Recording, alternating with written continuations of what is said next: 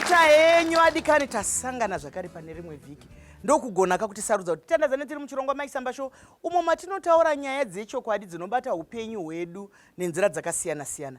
Nhasi tine nyaya inorwadza mufunge, tine urombo dzimwe nguva tinosvika muri panyaya iyoyo, asi tichazoda kutaura kuti tozvigadzirisa seiko. Tikatarisa muongororo, nyaya dzekurambana dziri kuwanda kumakoti edu, kumatare edzimhosva, zvinorwadza kurambana kwevanhu.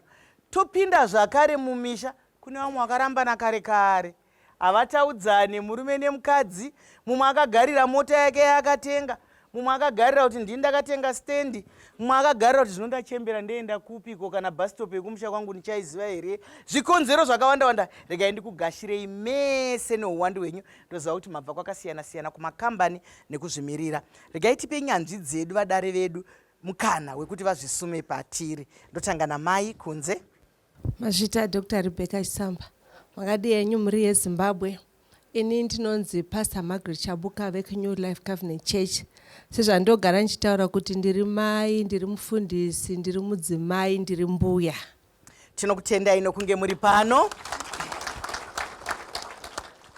Tinotenda Mai Chisamba. Ndinonzi Reverend Clemens V. Machakaire. Ndinoshanda ne-MCCZ kana kuti Marriage and Counseling Center of Zimbabwe.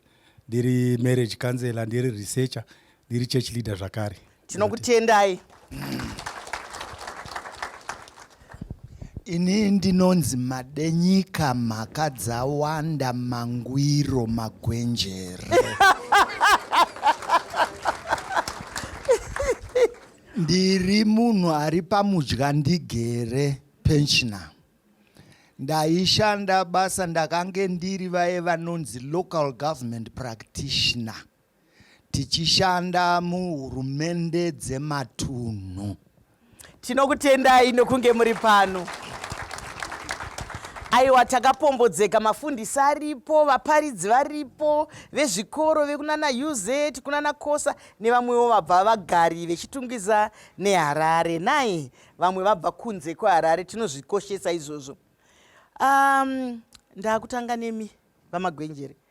Chiko chiri kumboitika kuti titoita zvokuti kana vanhu vakanotarisa vanotoona kuti kurambana kwawanda. Chiko ndinoda kubvira pakutanga ndombopa nhoroondo dzekumashure. Mainzwa vakuru vachiti roranai vematongo. Iko zvinezvi taakuti tikakwira mukombi totochinjana nhamba mangwana taababa namai. Atizivane.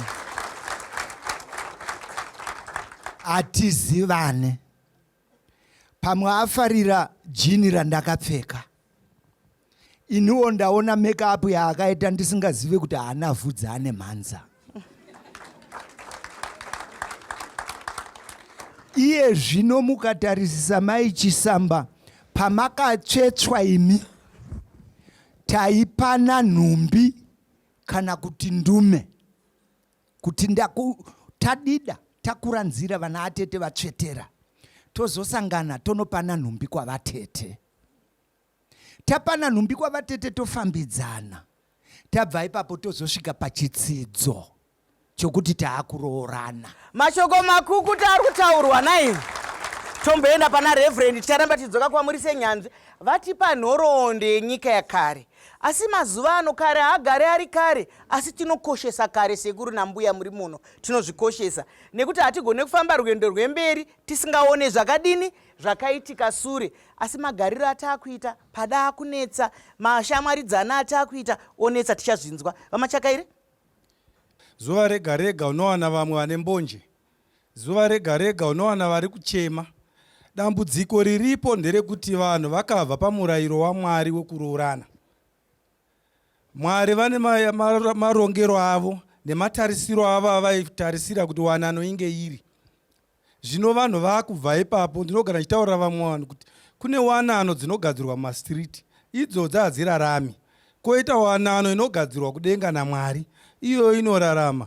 Nyaya yatiri kutaura yewedhi rinoti kurambana haimo muvhokabhulari kana kuti mumashoko aMwari, nekuti Mwari havana kunyora chinhu chinonzi kurambana.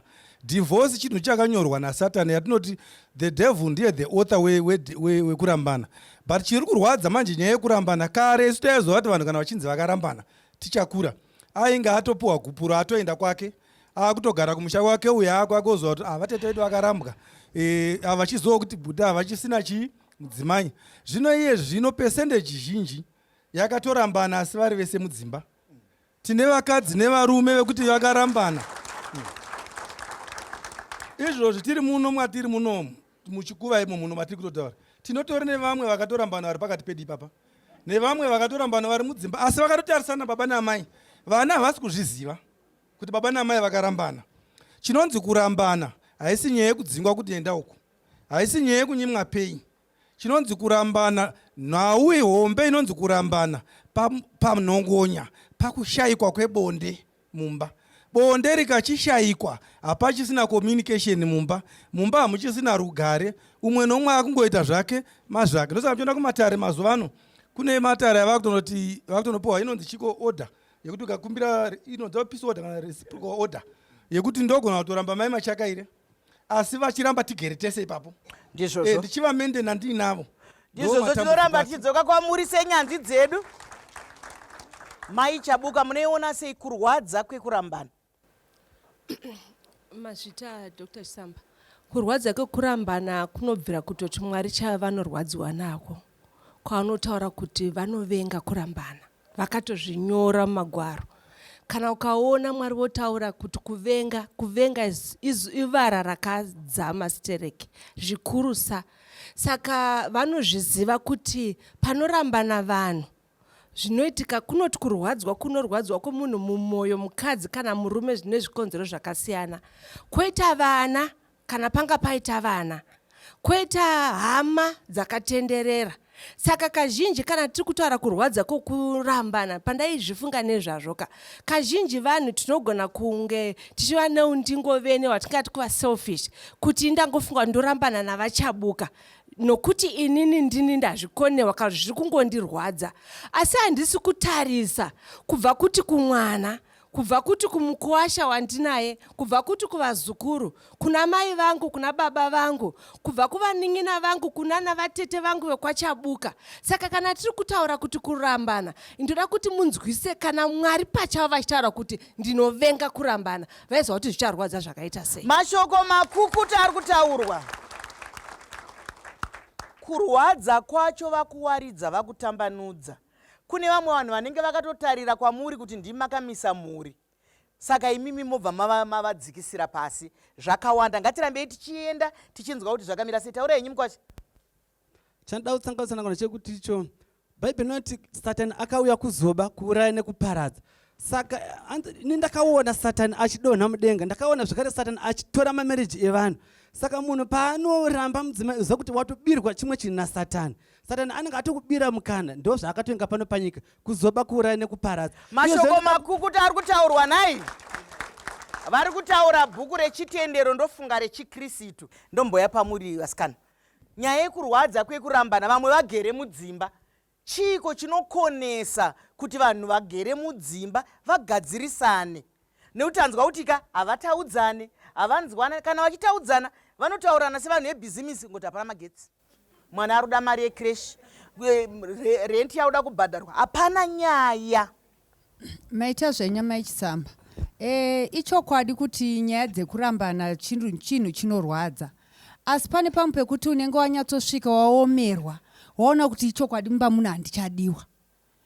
Mabatirwa awo akuitwa, pamwe kurohwa, pamwe kunyimwa chikafu. Zvinokupa wega kuti usuduruke, utaure kuti regai ndidzokere kwandakabva ndichiri mupenyu. Ndatenda. Mashoko makukutu. Nyaya yavari kutaura inorwadza. Mufunge kuti vanhu vanorwa vagokuvadzana zvokutosvikisana kuzvipatara. Mutemo ngaushandiswe. Hakuna ane kodzero yekurova munhu. Ngatisangane muchikafu chinotevera.